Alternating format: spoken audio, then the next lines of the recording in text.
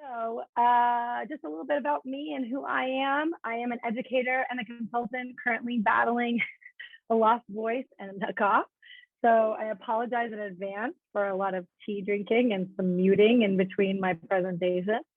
And I provide business and financial and strategic advising for small scale farms and ranches. And I work with a lot of nonprofit organizations and develop curriculum and summer training programs as well.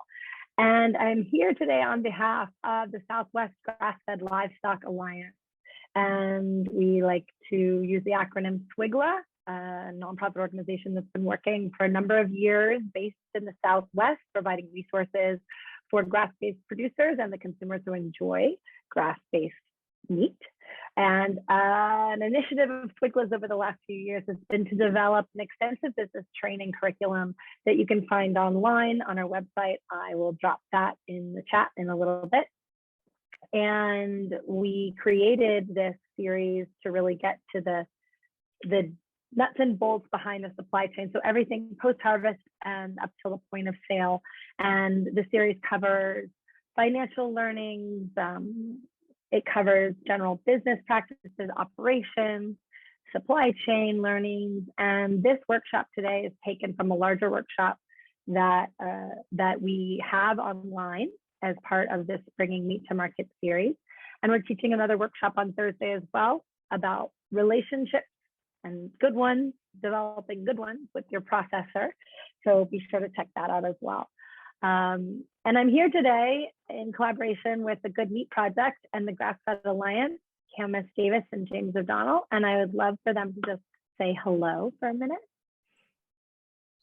Hi, I'm Camus Davis. I'm the Executive Director of the Goodmeat Project, and I'm here with James O'Donnell, who is the Program Director of the Grassfed Alliance, which is a program of the Goodmeat Project. And we'll be talking more about all of our stuff when we start after Olivia.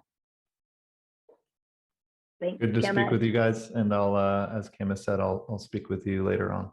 Thanks, Olivia. So some of our material today has also been created by my colleague Anjali Oberoi at Bernoulli Finance, who worked with us on a number of the Bringing Meat to Market financial training. They are a full service financial firm that works with mission positive ventures, and they end up working mostly with food and farming businesses. So just a little shout out to them.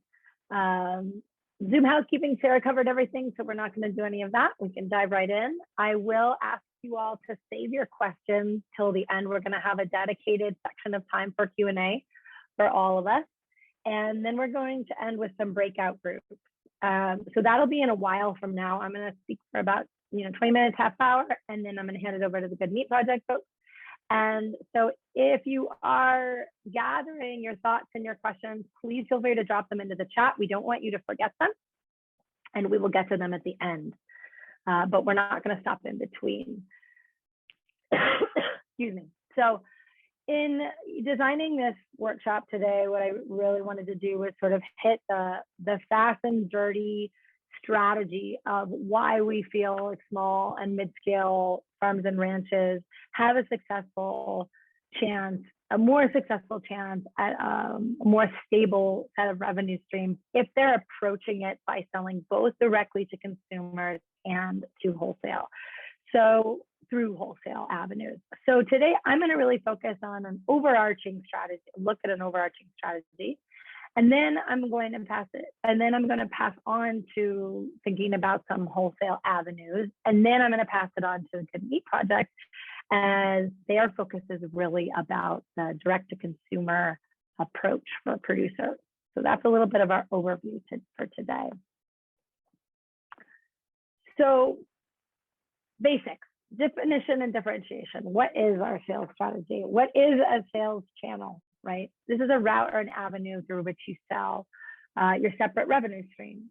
So we generally separate them into DTC. You see that acronym a lot, direct to consumer.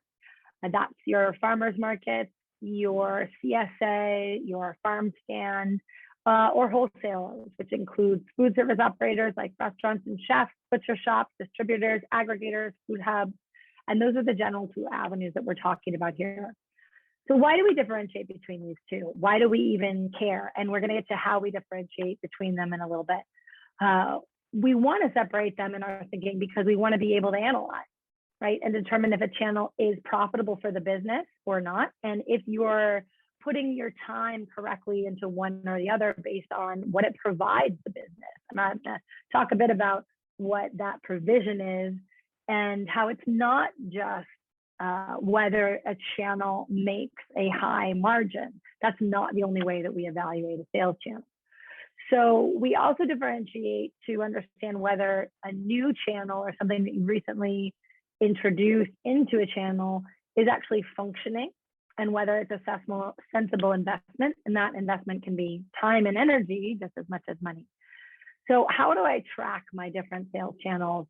We like to encourage folks to track them separately in whatever accounting practice they're using. So that may be a software platform like QuickBooks or Xero. It may be Excel. It may be on paper. It may be boxes of receipts. We know that all of those things happen inside of producer operations, and that's okay. And I'm not here to judge how you keep track of things. I'm here to encourage that you do keep track of things and you keep track of them separately. So if we're working inside of an accounting system, we like to keep direct-to-consumer, DTC, and wholesale separate categories. If you're working inside of QuickBooks, that might even mean separating them into different classes, as different sort of enterprises, right? Depending on how your business is set up. What we're looking to do is to separate income and to separate costs, what it costs, the expenses that go into each separate revenue channel. So how do I select my sales channel? The first thing that I like to encourage people to do is to go into a competitive review. Look at where other folks are selling. That doesn't mean you're going to do what they do, and it doesn't mean that you're not going to do what they do. It just means that you're in the know. I want you to know what price they're selling at and where they're selling. And these can be direct competitors, people that are selling, raising the exact animals you're raising, selling similar products, or they can be relative, relative to your industry. Competitors are also folks that maybe compete for the dollars of your ideal consumer, right? Even though they might not be selling beef, for example. A pork producer can be also a colleague competitor. So we also think about your value proposition. What do you have that can make you unique? You may decide to distinguish yourself not just through your product offering. Okay, you raise beef, lots of other people raise beef, great. And you're not going to distinguish yourself by starting to raise, javelinas, but by thinking about how you're going to sell and reach a different consumer base. So some of this information is treated more in depth in one of the workshops in our SWGLA Bringing Meat to Market course that is on communication strategy and planning. Marketing and sales really do overlap in this way. Before you decide on a sales channel, we want you to be doing some foundational marketing thinking. So who is your audience? How are you selling to, and why?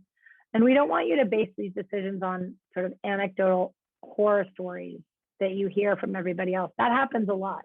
Oh, I know from folks that wholesale doesn't give you the margin that you need. What I encourage is deep research of your own in these areas, so that you're not just going on hearsay, that's say a proactive investigation rather than a complacent assumption about how these avenues were unfurled. So how do I select my sales channels?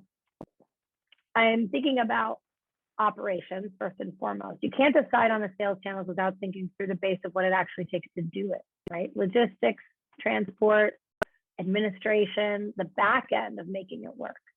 I've got to also think about volume. So the rough product volume that every channel can accept. And that comes again from deep inquiry, talking to potential folks in each of these channels.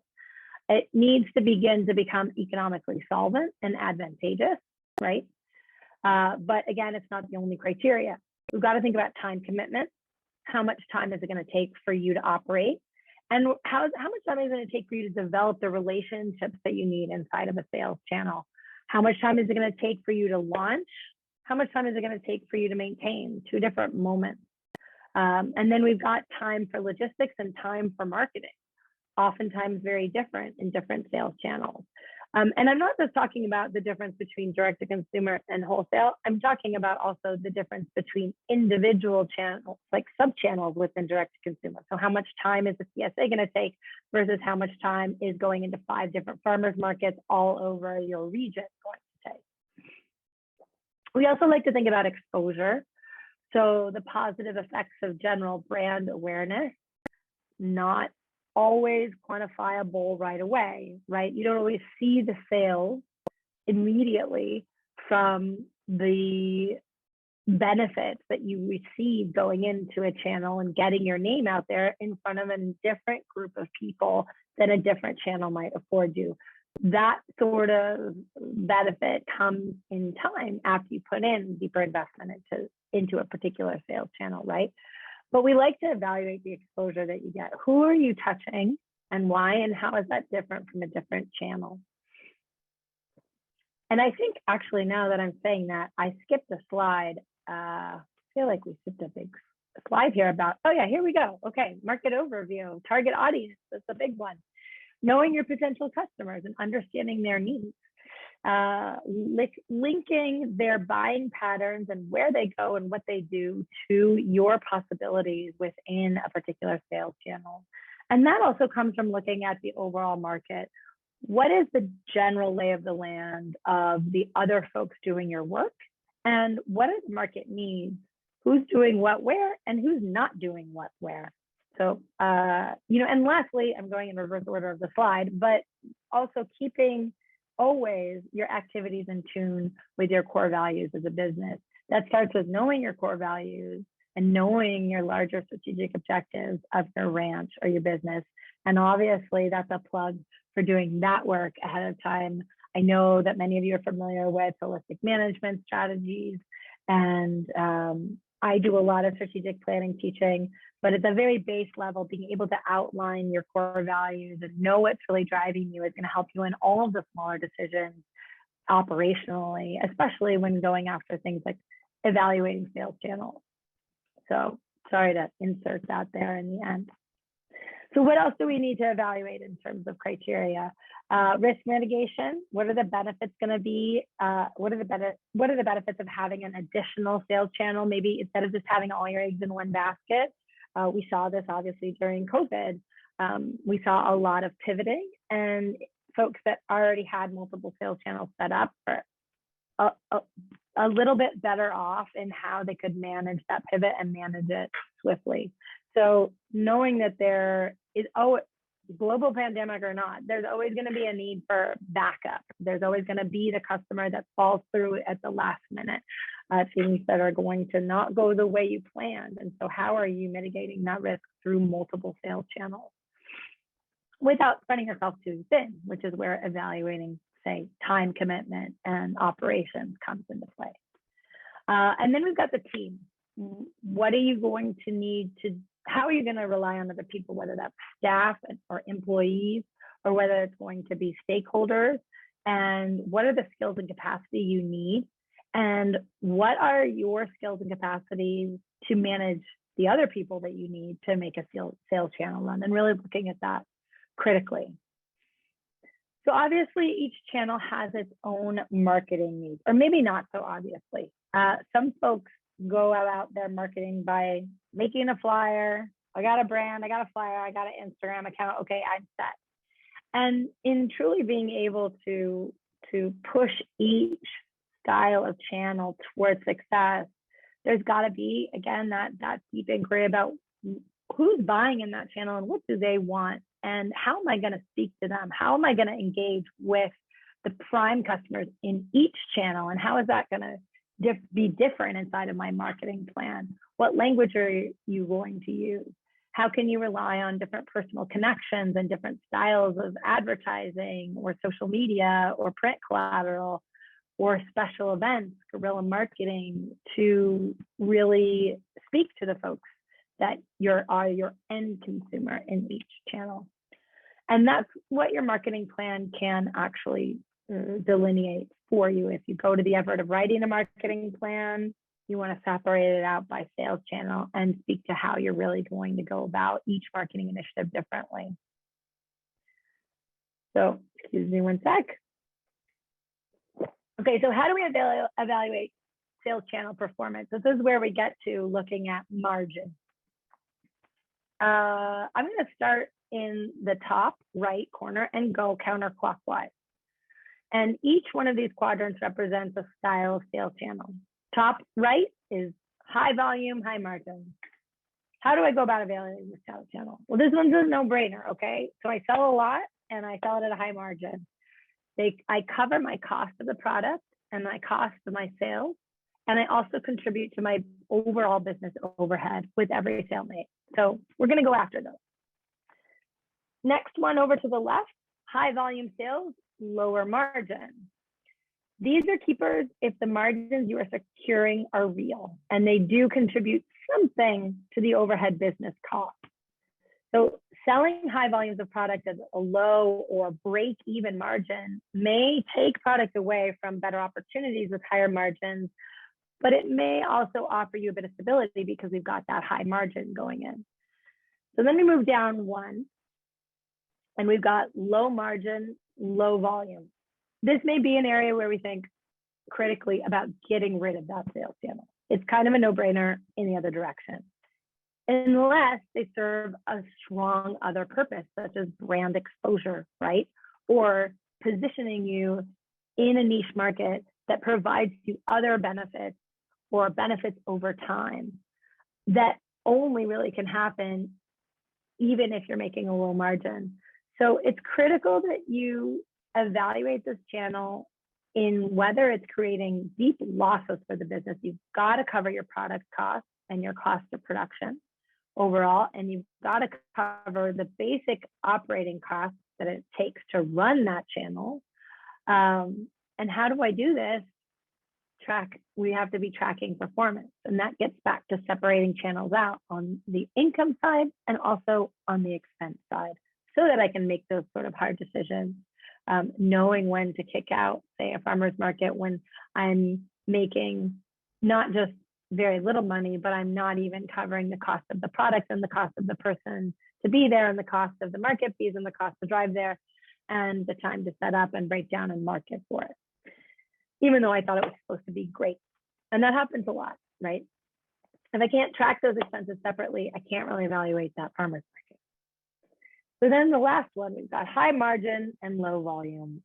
And this may seem like a keeper because I've got a high margin, and folks tend to go really hard and strong into the higher margin channel, but we still need to evaluate the operating costs that are required to run these channels. And if you're not tracking that, you can't do that, right? And you may be covering your cost of sales, but they could have a high, say, administrative or overhead burden. And those low volumes might not really be able to contribute to those overhead costs. So again, we're tracking all the way through to be able to know. So where do we get with that quadrant? We get to a mixed revenue channel approach. My massive generalization is that most small scale mixed enterprise farm product-based businesses do well with a mixed approach to sales that includes wholesale and direct to consumer. And we can kind of think about it like insurance. One channel fails or underperforms or takes only one kind of offering, or takes even a very limited style of product, or takes only a very limited number of cuts off my carcass, then you need to have others to rely on to balance your inventory and expand your reach. And what it gets to is that highest margin sales channel isn't always king. And this is a little bit of a song and dance that I end up singing all the time. Higher margin and low volume sales can also be less stable, and they can be more infrequent, and you can be blinded by that margin. But as we saw in the quadrant, we can potentially be contributing very little to overhead, which we know we have to support anyway.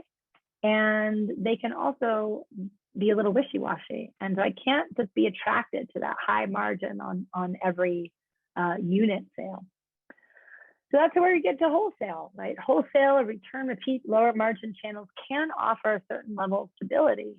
They can offer a precise sale that comes in a precise frequency, falling in regular intervals, and that can really help our cash flow. They don't always work perfectly like that, but sometimes they can be more stable and act as a complement to your DTC markets that are usually higher margin. So we've got also the opportunity for different brand exposure in some lower margin channels. This really happens through the different audience we're reaching. So something like a channel that is focusing on high-end restaurants is going to give you a whole different kind of reach through their audiences, their marketing, right? And we want to consider that value when we're considering our opportunity cost of that lower margin channel, not just the dollar we're making on every sale. So this mentality is not just for the big guys. This is really for the sort of small and medium folks. And we're looking for balance.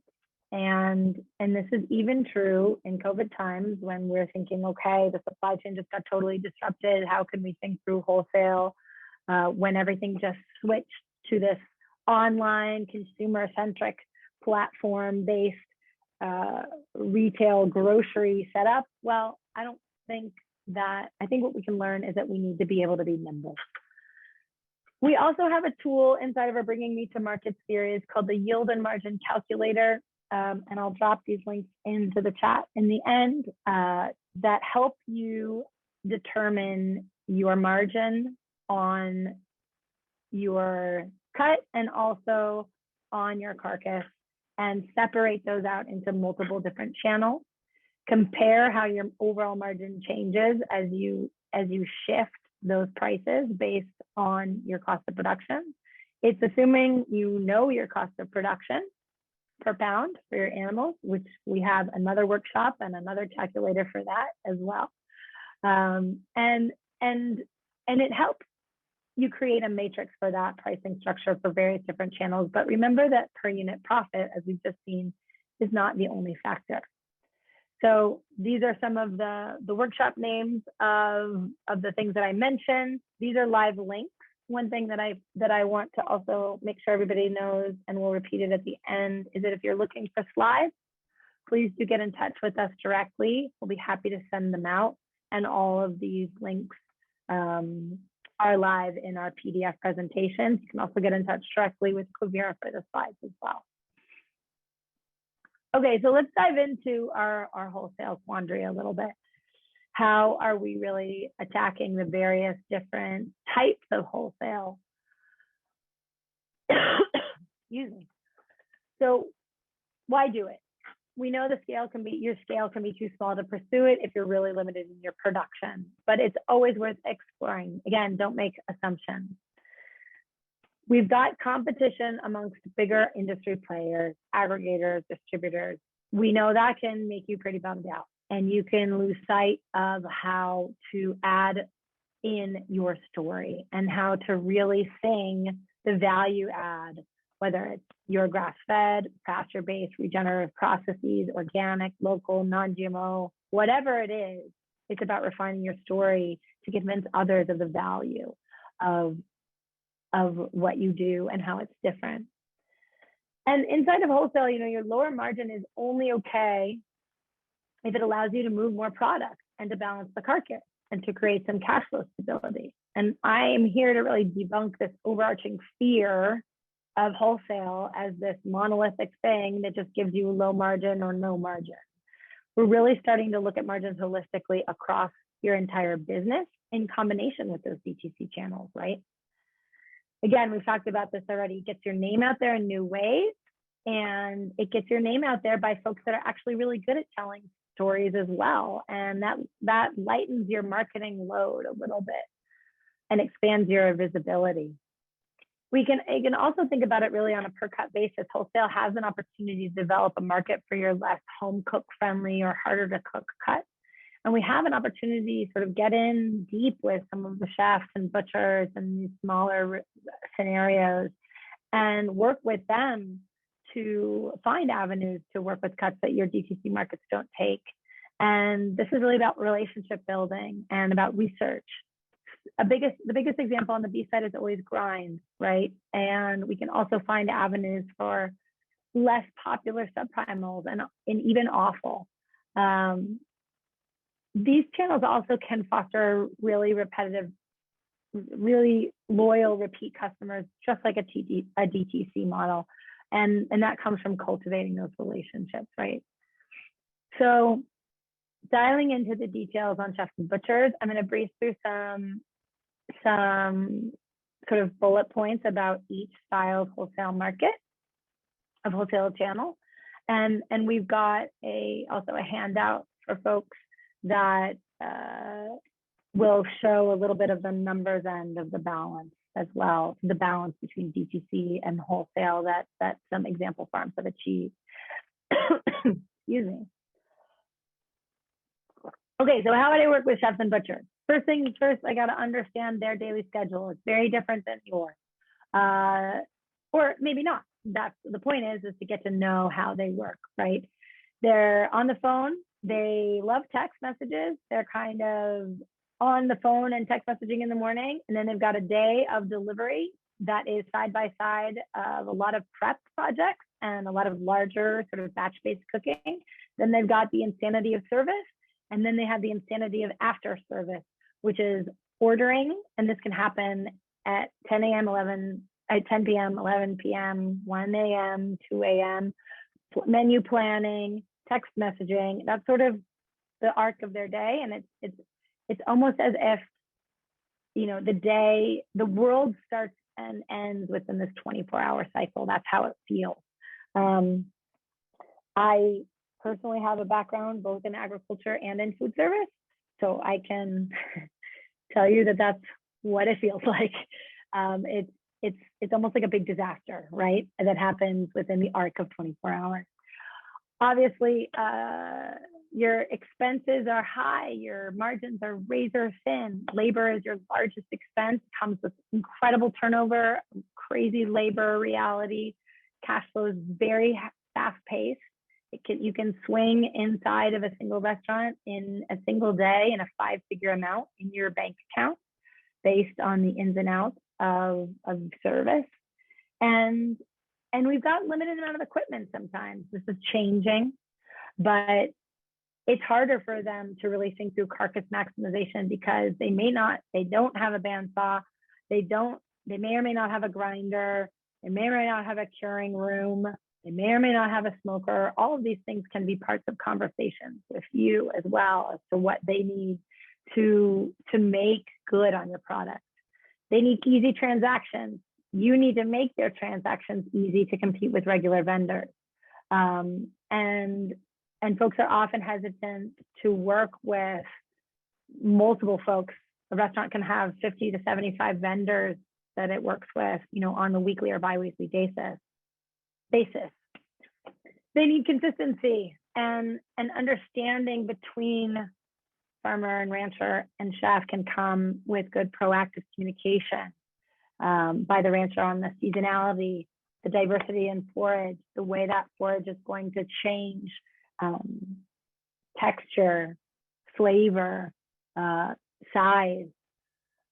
This is all made very much more palatable with the ranch visit. Get people to your farm to see and feel and smell what you do. Like I said before, get to know their communication style that they prefer. And more on these kind of really detailed tactics are included in an entire webinar on marketing to wholesale. And we have an extensive handout that talks about things like how to deal with frozen meat, how to deal with money negotiations, that sort of thing.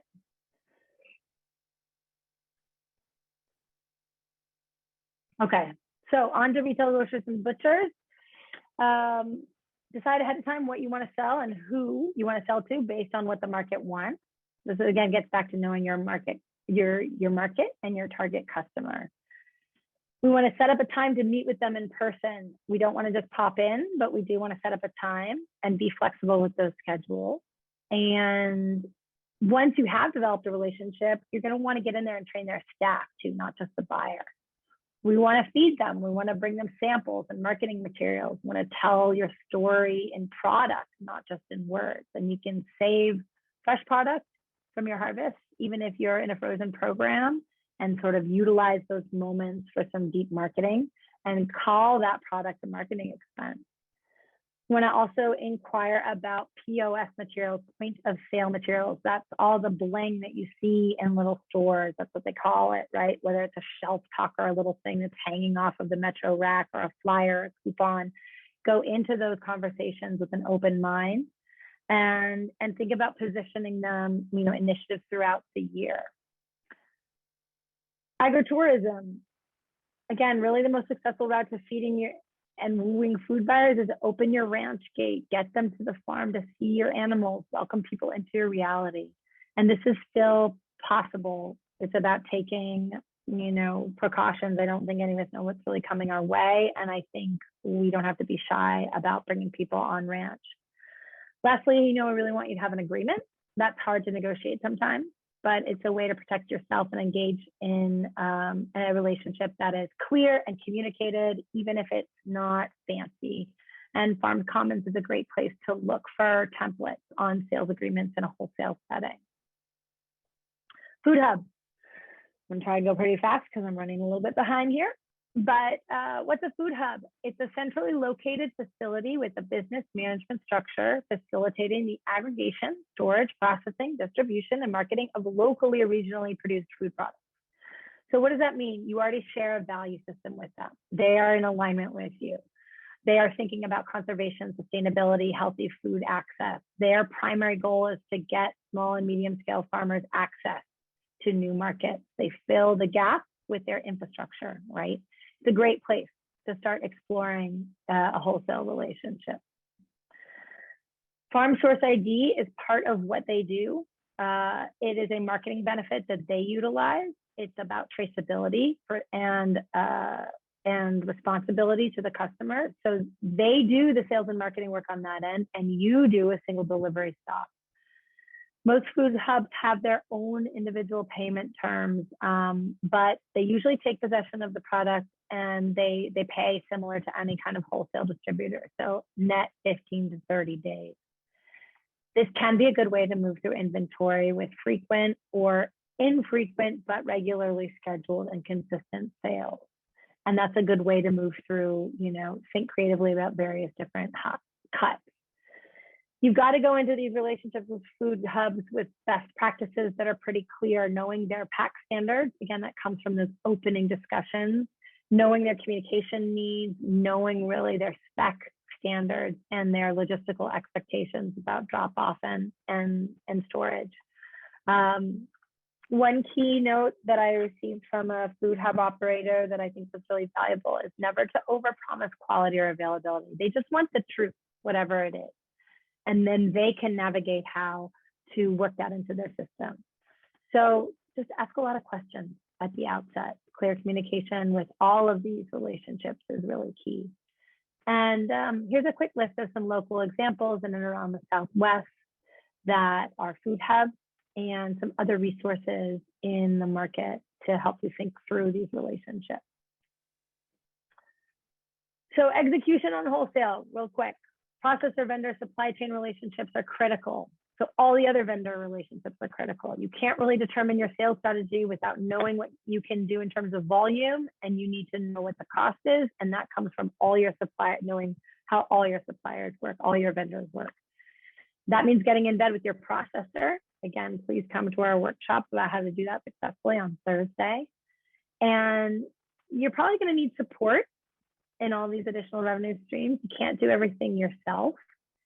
So how we do that is not just by hiring a bunch of staff, but also standardizing the systems, right? Getting templates moving, getting standardized emails going, standardized communication methods, account for the cost per channel. I think I beat that horse dead, and yet still be ambitious and calculated, be experimental and participatory, but do your analysis, do your due diligence.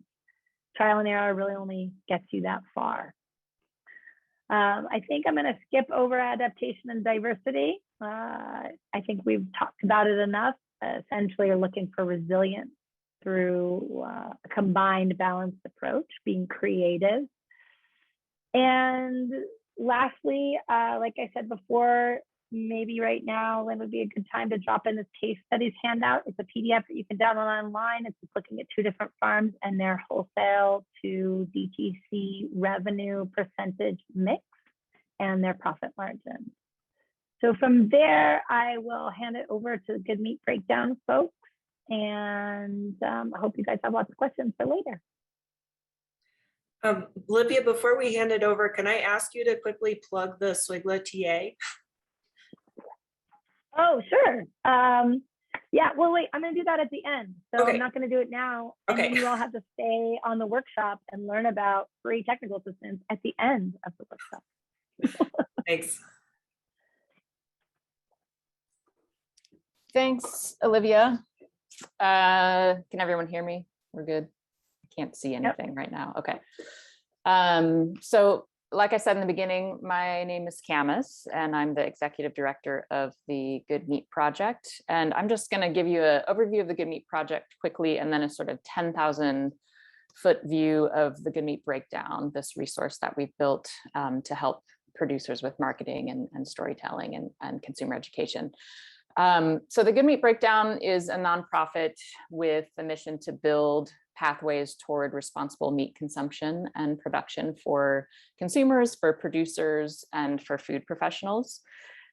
We work toward that mission by building coalitions, by building shared resources and tools, by facilitating knowledge and skill sharing, and by initiating and supporting peer-to-peer learning, shared market experimentation and research, and also just by empowering change makers through various kinds of education, both online and in person. A lot of our work focuses on providing support to good meat producers in the form of resources and tools in the arenas of sales, branding, marketing, as well as consumer outreach and education, because we all know that all of those things, sales, branding, marketing, and consumer outreach and education, constitute several full-time jobs on top of the work of actually raising animals for food. So today we're going to talk about a project that we're working on in that arena called the Goodmeat Breakdown. And we want to use this project as a means to get everyone here today thinking about all the different modes of explanation and marketing and education you likely already engage in with potential and new customers, or that you will eventually engage in if you're just getting started down the road of meat production. And we also want to present the Goodmeat breakdown to you as a resource that you will actually use. So once I give that 10,000 foot view, I'll pass it on to James. And James, if we can move to the next slide. Actually, yeah, that one. Before I start with the Goodmeat breakdown, I just want to give you a general definition of what we mean by good meat. We, both as an organization and with our collaborators on the Goodmeat breakdown, choose to define good meat as a fairly broad constellation of practices that represent some or all of the following. First, care for land, animals, and people. And we recognize that that means something different depending on where you live, what kind of resources you have access to, what species you're raising. Next, we define good meat as transparency from start to finish. So if someone were to ask you where this pork chop came from, you could tell them and would tell them. And the third definition is that it brings some amount of community deliciousness and joy to people's lives. And that can mean a lot of different things, of course, so we keep it broad. And we use good meat as a big umbrella phrase that we hope many of us working in the good meat constellation can start using. There are so many different labels, from grass-fed to regenerative to pasture to humane, and those labels are important. Just as Olivia said, those are value-added stories that you can tell. But we also know, because of the work we do with consumers, that they get overwhelmed by all those labels. And we know that there's also power in our diverse constellation of producers banding together through shared language so that we at least seem like we're aligned, and perhaps it actually helps give us the appearance of having the potential to scale together. So next slide. Thanks, James. First, I just want to offer a little bit of background on how the Goodmeat breakdown got started. It actually started because of the pandemic, at the beginning of the pandemic. when we were seeing two things happen. First, we saw an increase in the number of meat producers selling directly to consumers. Many producers were having to pivot from those wholesale and retail sales outlets to direct to consumer outlets, often for the first time. And as well, we saw an increase in the number of consumers looking to buy meat from those producers, whether because grocery store shelves were empty or because their values around food suddenly changed or out of total apocalyptic panic. We can't be sure, but it seems to have stuck. And through our various channels, we were getting daily requests from consumers who were attempting to buy meat directly from local farmers for the first time and asking us, how do we find them? How do we buy the meat from them? How do we cook that meat? For us, this wasn't really a new request because as an organization, we've been working for a long time to educate consumers about their options for buying meat, especially meat that aligns with their needs and their values. And so we've known how easily confused consumers get about the different options. So I happened to be on a call early on in the pandemic with a bunch of other individuals and organizations and businesses, many of whom are mentioned on this slide, who all work in this space. We're seeing the same thing. And we decided to band together and create an online resource for consumers that answered some of these questions, as well as a resource that would help producers by doing some of that education and marketing and branding for them so that they could focus on other important tasks. So what is the Goodmeat breakdown? In practical terms right now, it's a website with much more to come. First and foremost, it's meant to be a jumping off point for consumers to help them deepen their relationship with the meat they eat and with the farmers they buy from, and with the land and the animals and the people that we all depend on for meat. That's the sort of deep underlying message. The practical goal of the Goodmeat breakdown is to have one place where consumers can learn how to find farmers who are caring for land, animals, and people in ways that align with their own values, as well as learning about all the different ways they can buy good meat. And I can tell you from experience that finding, buying, and cooking are the categories that consumers get tripped up the most over because the landscape of direct-to-consumer meat buying is a little janky. We should be honest with ourselves. And so those of you who are producers, especially newer producers, are having to constantly figure out how are your consumers going to find you? How is it going to make the most sense to buy from you? How are you going to help consumers maximize what they buy from you, especially in the case of meat shares? And in addition, how are you going to encourage consumers to think about their meat values or rethink their meat values such that they even seek out your product in the first place and want to pay money for it? So because of all those questions that we know you all have to answer, the Goodmeat breakdown is also meant as a tool and a resource for good meat producers, especially those who are selling their meat directly to consumers. The idea for us was that maybe we can save producers time by doing some of the educating and explaining for producers on this website. It's our hope, and it's been our experience that this is true, that good meat producers will send their new customers to the Goodmeat breakdown so they can get a sense for what it means to buy meat from you. And then in addition, we're building marketing toolkits, open source photo databases, other sort of trainings around storytelling and marketing in particular that we are open sourcing to good meat producers around the country.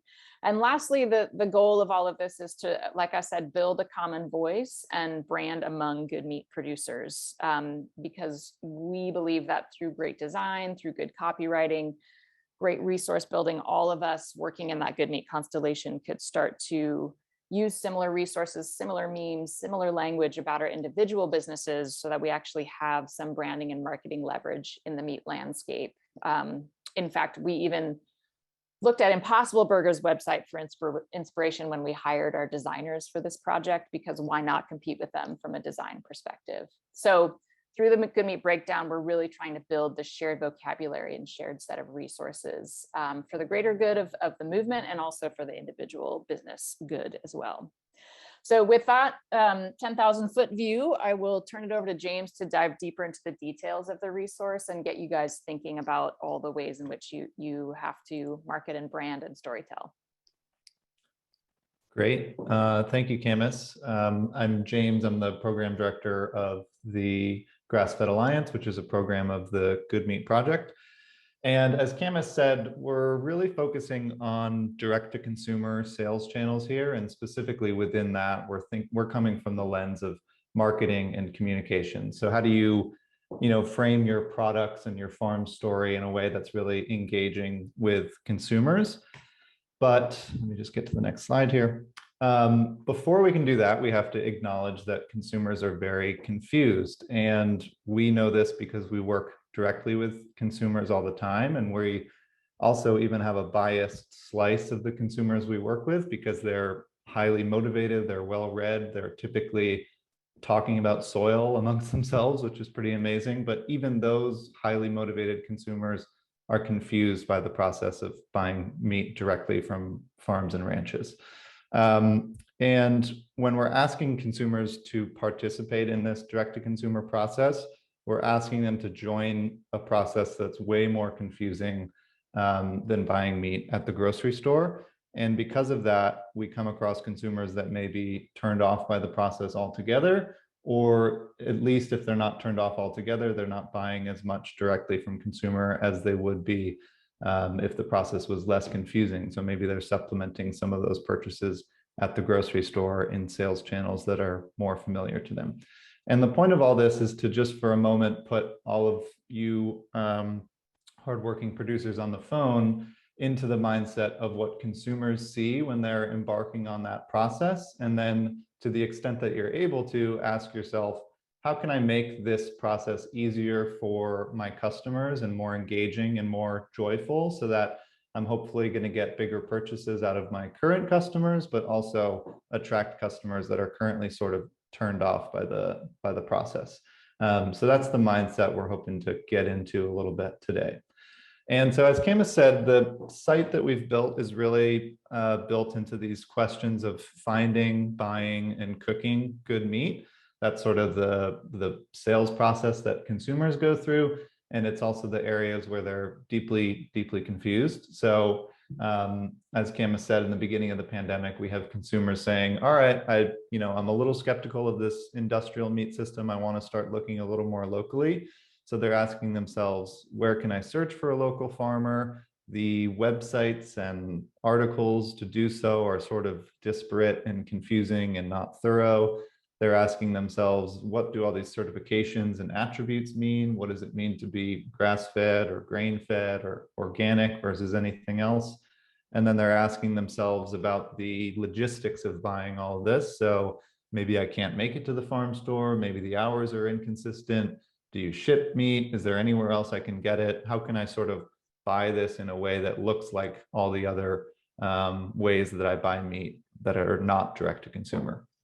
And then on the buying end, there's all sorts of, as you all know, ways of buying meat that consumers may or may not be used to. So this idea of buying in bulk or having to connect with someone at a processor or a slaughterhouse is super confusing to a lot of consumers. And then this idea of maybe I'm going to buy in bulk. So how much freezer space do I need if I get a half a hog or a quarter of a steer? How much is that going to take up, and how much would I go through in a season or in a year? And then why is it priced a little bit differently? The live weight, hanging weight, that sort of thing. And then the things that all of you, I'm sure, face of why can't I buy this certain cut that I'm familiar with? Why can't I buy all tenderloins? Why do I have to, sort of eat the whole carcass, so to speak? And then, of course, the questions about price. And then as you get into cooking, there's, a whole array of new things that good meat consumers are tasked with cooking. So if they get a CSA, there might be cuts in there that they're not familiar with.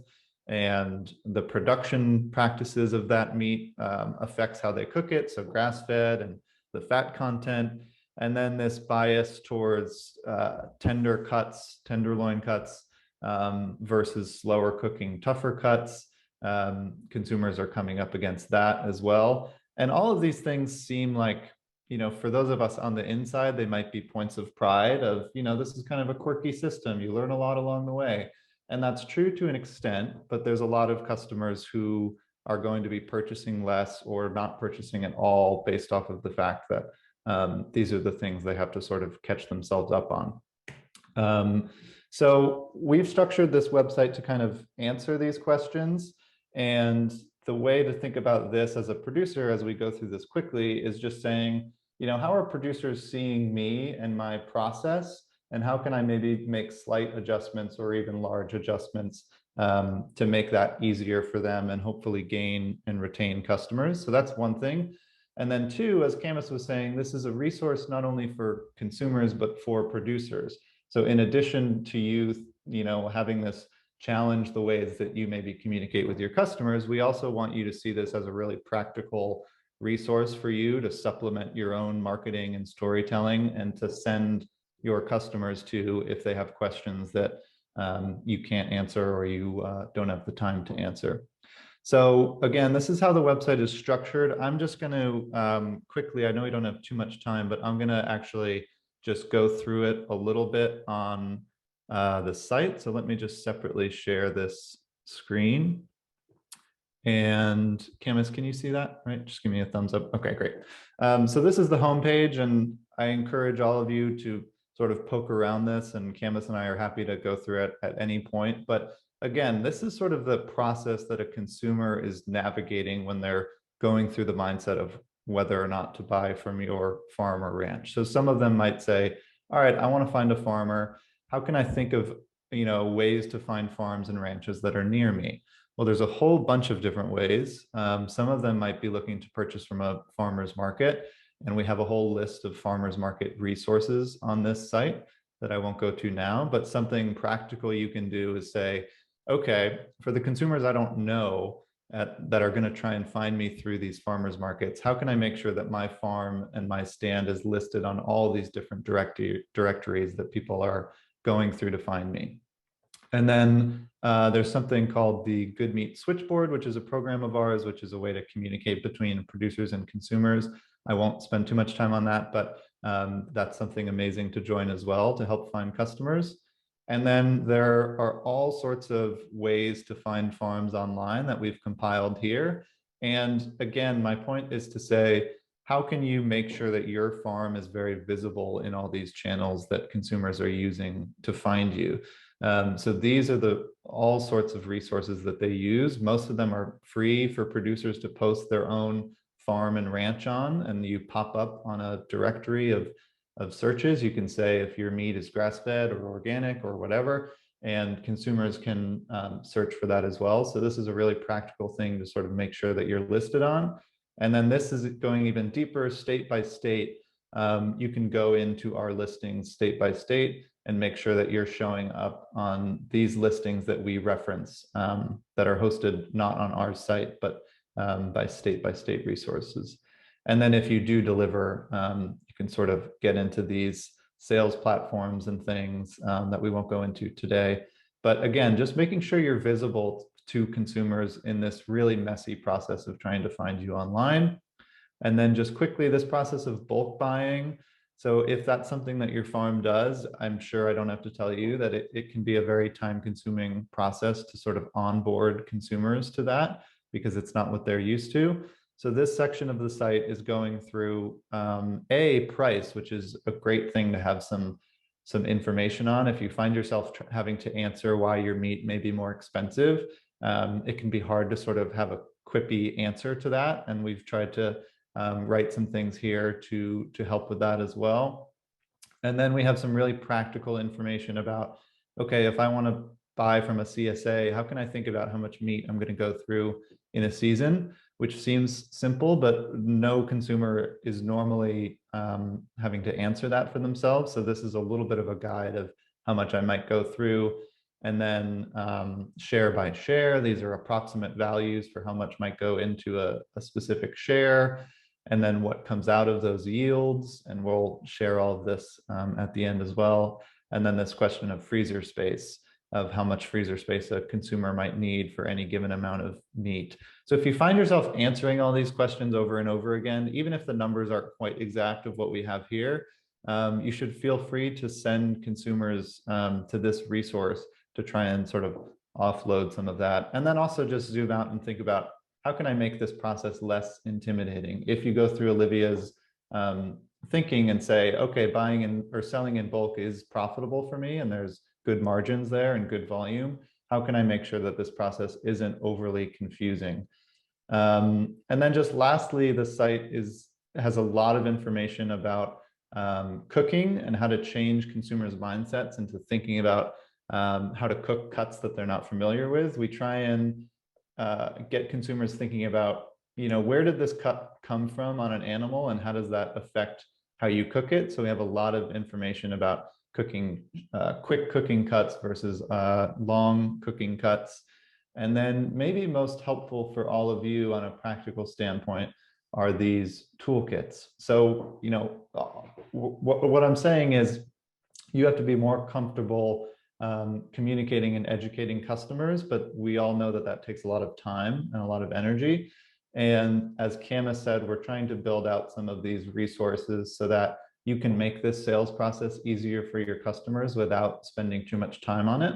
So let's say you're a pork producer, you can download this toolkit of ours that has all sorts of graphics that go through details about buying pork that are going to make the process a little less intimidating for customers. So everything from cooking tips, freezer space, how to think about different cooking methods.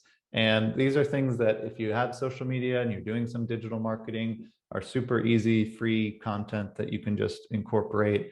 And we have those for all sorts of species. We have bulk buying toolkits. And more importantly, we're making more of these and we want them to be useful for you. And that's part of the feedback we're hoping to get at the end of this session of if you have things that you're repeatedly having to explain to customers, please send them along to Camus and I at the end, and we will do our best to turn that into toolkits that not only you can use, but all of your fellow producers can use, because a lot of you are really dealing with the same questions. And I know we're running out of time. I won't go back to slides just for the sake of simplicity, but just to share a little bit about what's next for us. We, as Camus mentioned, we're building an open source photo database because if you want to do social media as a producer, you need pictures.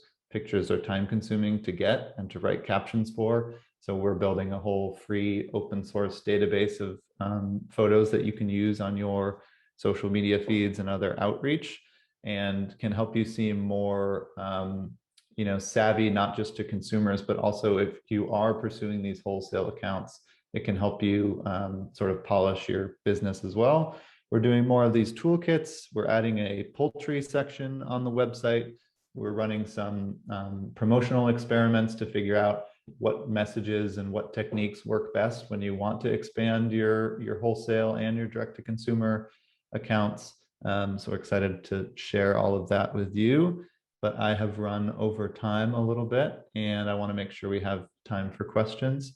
So I'm going to stop there. I will just leave it with, please reach out to us if you have resources that you'd like to see. And again, go through this website with the mindset of this is what your potential customers are seeing, and how can you maybe make that process a little simpler or educational or more engaging for them. And I will leave it there. All right, thanks. Thank you, James. Hi, Olivia. Go ahead, Sarah.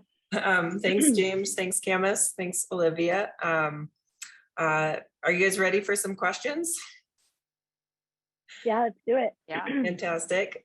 So I think that there's a couple ways that we can do this. If you have a question that you'd like to put into you can put it into the chat. You can also raise your hand and I will call on you and you can ask the question directly. And you can either literally raise your hand or you can use the raise your hand tool under reactions on the toolbar at the bottom. Can I make a quick request? Yes, you may. Anyone who's feeling courageous, turn your video on for a minute and say hi. And it's okay if you don't, but let's make it a little bit more human here.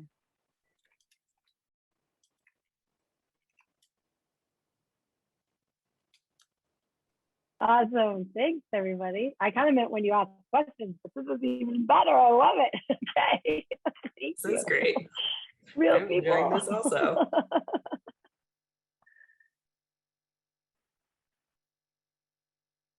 I just want to, while you guys are all ruminating on your really interesting questions, I just wanted to highlight what both Camus and James said, is that they've put a lot of thought into exactly what you have to communicate. There are precise words that you are allowed to take and use. That is the whole purpose of the site. And I spend a lot of time advising and training folks on how to tell their story. And the Goodmeat Breakdown really helps you do that, and it's ready-made. So remember that you don't have to reinvent the wheel now, because a lot of people have put a lot of time and thought into really doing that thinking work for all of us, so that we have a unified message. So it translates into like time and money saving, you know, immediately on your part. So I just wanted to kind of highlight that again, since I spend a lot of time doing that, advising myself. Yeah, it's really meant as a Creative Commons website. So we want you guys to use the language and the toolkits, and we, you know, and we also are able to some extent to do some amount of customization of some of the toolkits if you want to get your logo on it and you don't know how, or that kind of thing. That's the kind of thing we have funding for. So we can help with that as well. Great. So we have a question in the chat.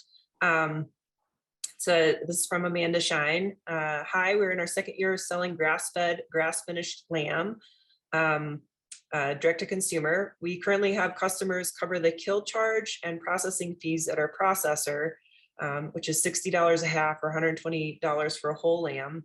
And she's curious if anyone has thoughts or suggestions about whether or not this is the best approach versus rolling these fees into the per pound cost of lamb.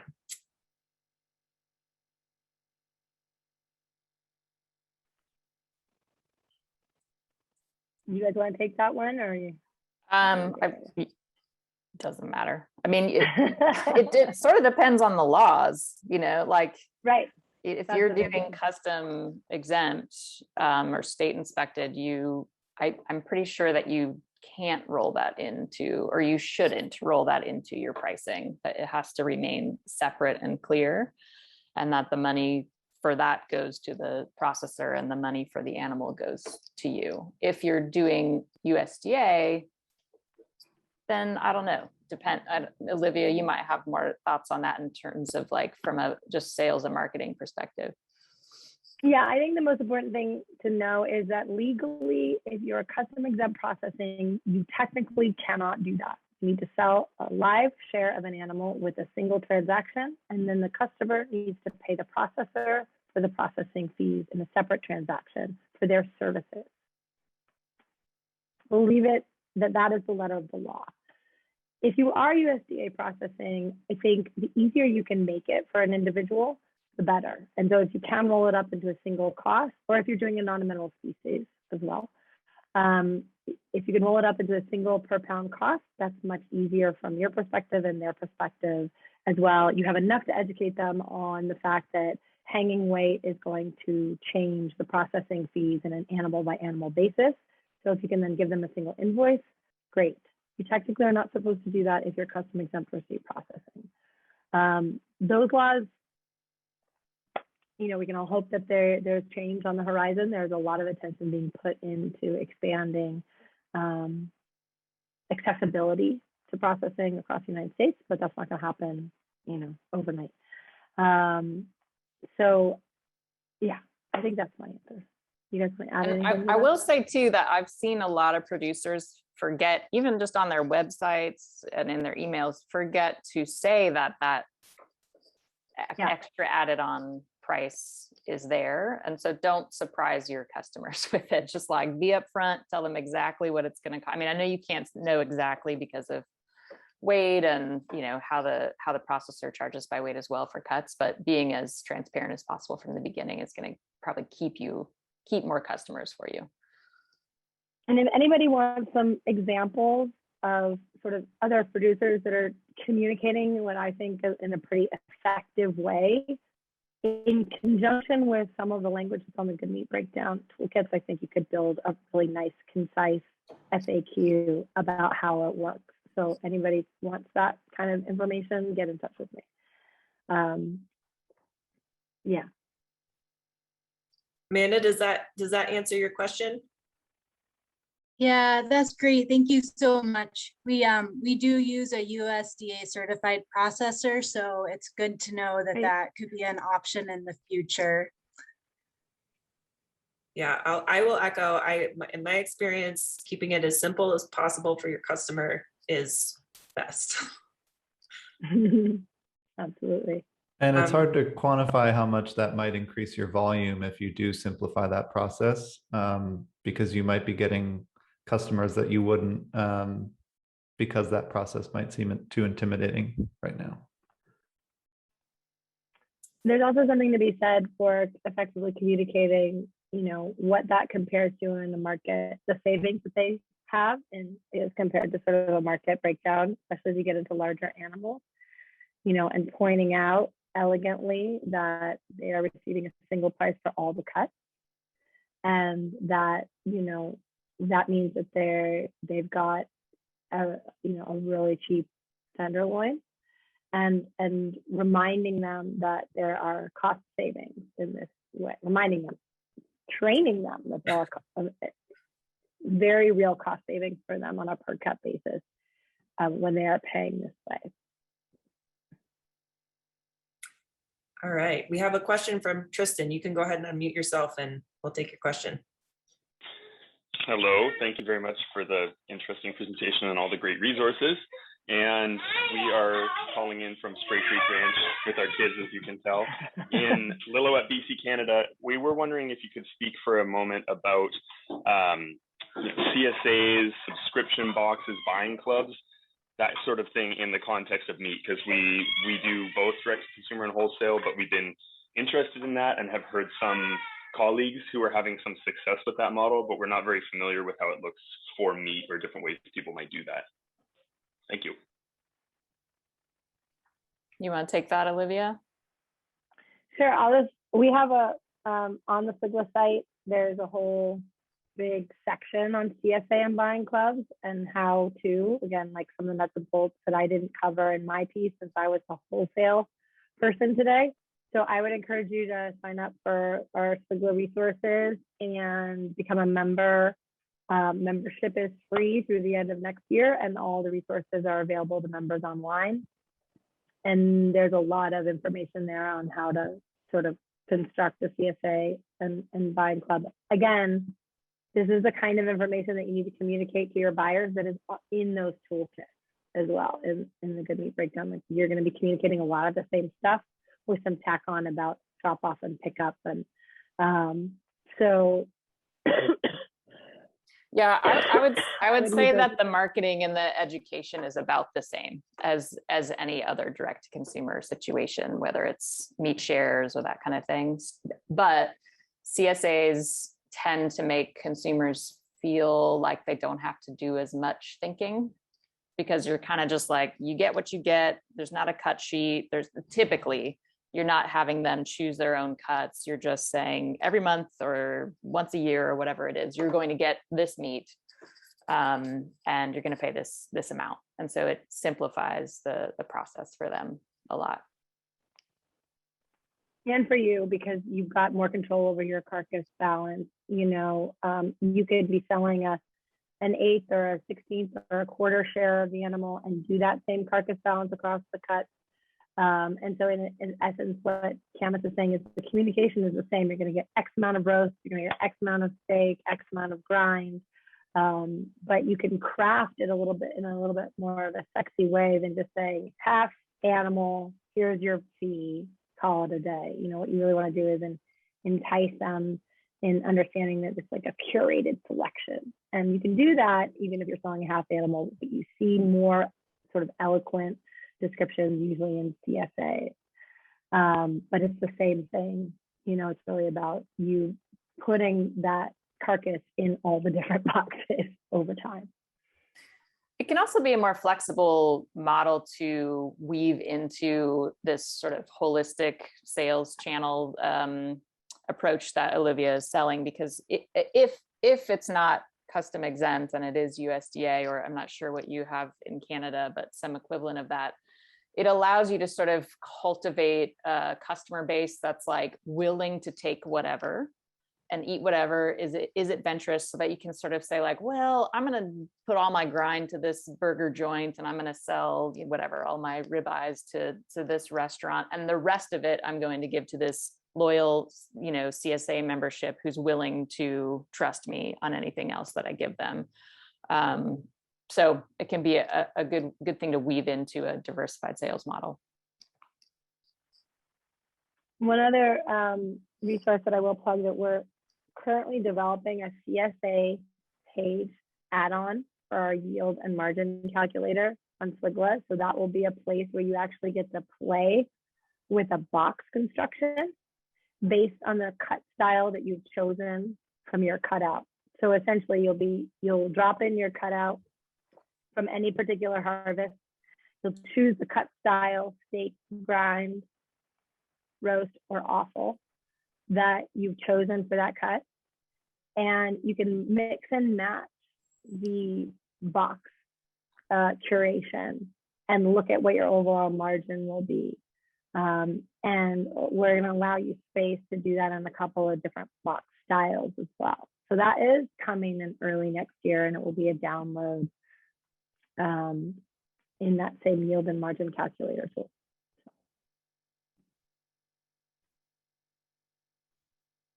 Other questions? We do want to have some time for breakouts so you guys can just hang out, but we don't want to cut question time off either.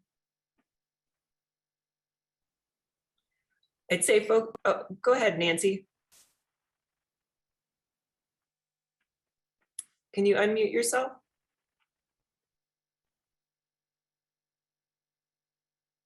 Thank you all. I'm so impressed with all the resources you've put together. I started selling grass-fed in 2002 and just banging around in the wilderness. So I'm just stunned at what is available now from the producer end for the producers. I'm wondering if I haven't spent a lot of time with the Goodmeat Breakdown website, but some, and I'm wondering if there could be more obvious connections. This is probably speaking for producers, between you and SWGLA.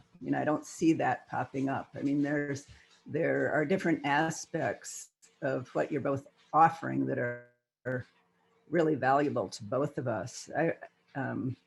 And just really help expedite the whole understanding of what's going on. I remember once adding up the emails I had written, the average number to one customer, and it was 25, trying to explain exactly how this all worked. So that would be one question. And then another, my experience was that a lot of customers came in through wanting to know about different certifications. And I think that might, you might have that come up higher as, as access for customers, and have more of them. I'm seeing some that aren't on there. But anyway, it's just wonderful what's available. I think my only really big question would be how to make the approach less daunting to a producer who's coming into this fresh. And I mean, I think you're doing a good job at that, but there's just so much to think about. Thank you. Yeah, thanks. Thank you, Nancy. Go ahead, Karen. Well, it turns out SWGLA and Goodmeat Project work together all the time on lots of stuff. We just got a USDA grant to work together more to actually, along with a bunch of other producer groups like SWGLA, to try and have conversations with producers around what else do you need? How can we simplify this? And then actually being able to produce those things, have the funding to produce those things, whether it's more toolkits or trainings or social media memes or whatever it is, chef videos, that kind of stuff. So we're excited about that. in terms of certifications, we do have a section on the website that gets into it a little bit and mostly links out to other organizations who have already kind of done the work around it in terms of defining it for consumers. But it's good to know that that is a sort of inroad for consumers, because maybe there's a way that we can make it even more clear on our website. So that's great feedback. And then what was your other question? You had a larger question that I'm now. I think it was about new producers and sort of how to make it less daunting. God, I wish I knew the answer to that. I think that's what we're trying to do by making these resources is like get the word out there as much as possible. Maybe this is a good moment to talk about TA, Sarah. So SWGLA does offer technical assistance to producers as well. It's free for any members. Membership to SWGLA is free through the end of next year. It's a 1-minute application, and it's intimate one-on-one business advising about anything that you are doing. And that is, you know, an awesome opportunity brought to us by the generous supporters of SWGLA. And so I encourage you guys all to do that application and to use resources like what the Goodmeat Project is putting out there, including the switchboard and SWGLA as much as you can. Nancy, I just want to also say that, like, thanks for knocking around for 25 years, because a lot of this information is built on your trial and error. We needed you all to kind of like do all of that before we figured out how to do it well.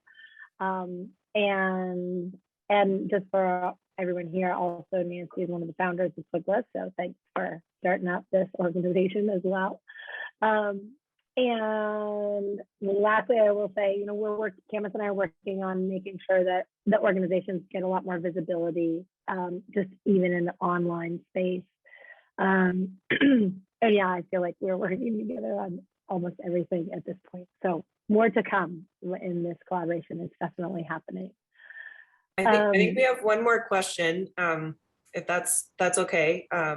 Yeah. Lynn Kirk. Actually, I'm Alan. Lindy's my wife. Okay. Thanks, Alan. I'm a rancher in family operation in Wyoming, and we have too many animals to market them one at a time, and so we sell them. Usually, a significant feedlot buys them, and I was wondering. So I want to say I'm all for the efforts that are being here. I'm all for, I think everybody who sells beef and puts a positive spin on it is really, and lamb, and if you put a positive spin on it, we're all to gain, and that's great. And I was wondering, my neighbor next door here says that he went down to Sam's and saw a couple of chuck roasts. They were big chuck roasts, but they were $52 for the two of them. And I was wondering about this price, if you guys are running into price resistance in your consumers, or how you're tracking it. I mean, it's just gone up like other things in the economy here. And I just wondered how you're getting along with that and how you deal with it. Could I just start on that quick, Olivia and Camus? It's a great question. Yeah. And the reason I want to start is because we did some consumer research last year that touched on that point of basically, you know, how do you think about price? What do you think about when you're going to buy meat? And what we found was, in interviewing many consumers around the country, is a feeling of, yeah, you know, this type of meat I want to buy might be more expensive, and this really industrial commodity stuff at the grocery store might be a little cheaper, but I'm actually willing to splurge on that if it feels like I'm getting a benefit. And that benefit might be flavor. It might be feeling like this meat is just really supporting an amazing rancher or an amazing farm. So what the research shows is that it might feel like that price is working against you, but there is an opportunity for consumers to splurge on purchases. They make splurges all the time. They're not always operating on, I'm just going to buy whatever's cheapest. And the question becomes, how do you make your product stand out as that splurge-worthy purchase? How do you make your meat sort of worth that expense for them? But Camus and Olivia, curious what you think too. Yeah, I really liked that piece of research that came out from, the Grassfed Alliance. I think it's really a helpful line for producers to follow. And I think, what it really gets down to is, again, what we sort of echoed. There's not an equation for it. It's about understanding that nuanced storytelling. There's always going to be price resistance, and finding buyers that are willing to tell that story alongside of you is the key. And that's not going to be Costco. It's just not. So it's a different market channel. Kind of getting back to the sales strategy approach, I'd say. So, Camus, I don't know if there's anything to add to that, but no, I think you guys captured it well. It's not an easy equation or formula, unfortunately. But that consumer research, which we're happy to share with anyone who's interested, has been really helpful for us to try and wrap our head around how do consumers equate value and flavor, or value and soil health, or value and climate change, or whatever the value is that they hold in their heads dearly. So there's a whole other argument about true cost accounting for food as well that I think, given that we're sort of at our time limit, we won't go into, but understanding the costs behind industrialized beef and how we pay for those costs in other areas of our lives, through our taxes, through our healthcare, is something that there's a body of thought and research on that is hard to communicate in a 30-second exchange, face to face with a consumer, but really is the root of why I think many ranchers make the choice to do things differently, and many consumers make the choice to buy things differently.